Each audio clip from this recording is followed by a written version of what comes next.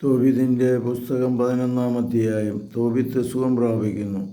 യാത്ര മംഗളകരമായിരിക്കുന്ന ദൈവത്തെ സ്തുതിച്ചുകൊണ്ട് തോബിയാസ് മടങ്ങിപ്പോയി. അവൻ രഘുവേലിനും അവൻ്റെ ഭാര്യ യതിനായിക്കും മംഗളം തീർന്നു.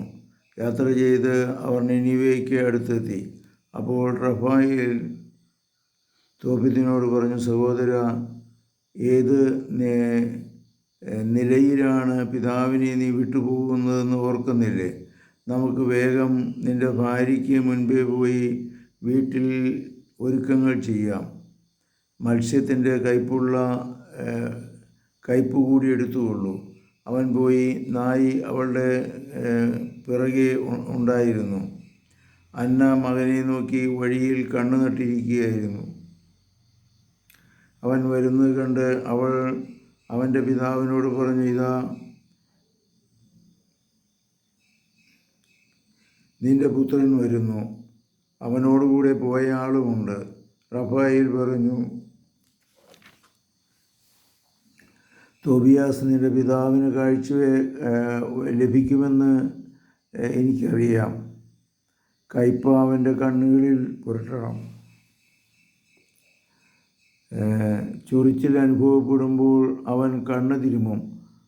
അപ്പോൾ വെളുത്ത പാടകൾ പൊഴിഞ്ഞു വീഴുകയും അവൻ നിന്നെ കാണുകയും ചെയ്യും. അന്ന ഓടിച്ചെന്ന് മകനെ ആശ്ലേഷിച്ചു. അവൾ അവനോട് പറഞ്ഞു, എൻ്റെ കുഞ്ഞെ നിന്നെ കാണാൻ എനിക്കിടയായി. ഇന്ന് ഞാൻ മരിക്കാൻ ഒരുക്കമാണ്. അവർ ഇരുവരും കരഞ്ഞു. വാതിൽക്കലേക്ക് വരുമ്പോൾ തോബിത്തിന് കാലിടറി. പുത്രൻ ഓടിയെത്തി പിതാവിനെ താങ്ങി.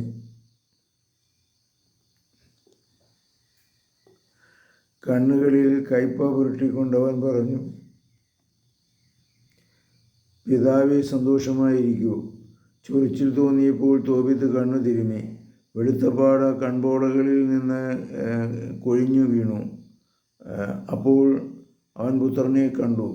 അവനെ ആലിംഗനം ചെയ്ത് കരഞ്ഞുകൊണ്ട് പറഞ്ഞു, ദൈവമേ, അങ്ങ് വാഴ്ത്തപ്പെട്ടവനാണ്. അങ്ങയുടെ നാമം എന്നേക്കും വാഴ്ത്തപ്പെട്ടതാണ്. അവിടുത്തെ വിശുദ്ധ ദൂതന്മാരും വാഴ്ത്തപ്പെട്ടവരാണ്. അവിടുന്ന് എനിക്ക് ദുരിതങ്ങൾ അയച്ചു, എന്നാലും എന്നോട് കരുണ കാട്ടി. ഇതാ എൻ്റെ മകൻ തോബിയാസിനെ ഞാൻ കാണുന്നു. അവൻ്റെ മകൻ സന്തോഷത്തോടെ വീട്ടിനുള്ളിൽ പ്രവേശിച്ച് മേദിയായിൽ തനിക്ക് സംഭവിച്ച വലിയ കാര്യങ്ങൾ പിതാവിനെ അറിയിച്ചു.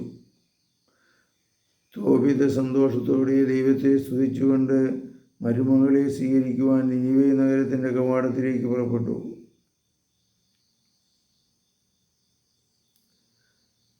കണ്ടവരെല്ലാം അവന് കാഴ്ച കിട്ടിയതിൽ വിസ്മയിച്ചു. തന്നോട് കരുണ കാണിച്ച ദൈവത്തെ അവരുടെ മുമ്പിൽ വെച്ച് തോബിത്ത് സ്തുതിച്ചു. അവൻ തൻ്റെ മരുമകൾ സാറായുടെ അടുത്തെത്തി.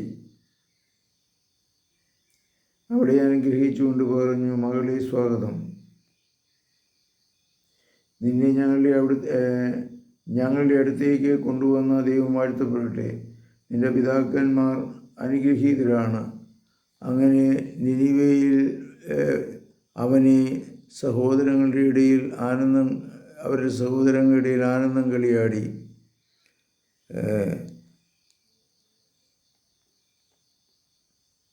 അഹിക്കാരും അനന്തരവർ നാബാദും വന്നു. തോബിയാസിൻ്റെ വിവാഹം 7 ദിവസം ആർഭാടപൂർവം ആഘോഷിച്ചു. ഇത്രയുമാണ് ഈ വീഡിയോയിലുള്ള. കർത്താവെ അനുഗ്രഹിക്കണമേ.